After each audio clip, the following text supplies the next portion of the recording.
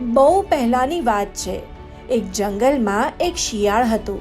તે ખૂબ તરસ્યું હતું. તે પાણીની શોધમાં જંગલમાં અહીંયા ત્યાં ભટકતું હતું. થોડી વારમાં તેને એક કૂવો દેખાયો. કૂવો બહુ ઊંડો તો નહોતો, પણ તેમાં પાણી પણ બહુ નહોતું.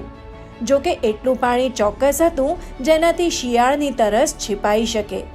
તરસ્યા શિયાળે લાંબુ ના વિચારતા એકદમ જ કૂવામાં છલાંગ લગાવી દીધી. કૂવામાં પડતા જ તેણે પુષ્કળ પાણી પીધું. પાણી પીધા પછી શિયાળે કૂવામાંથી બહાર નીકળવાના પ્રયત્નો શરૂ કર્યા. તે કૂવામાં ઉછળ્યું, કૂદકા માર્યા, ઘણું કર્યું, પણ બધું જ વ્યર્થ.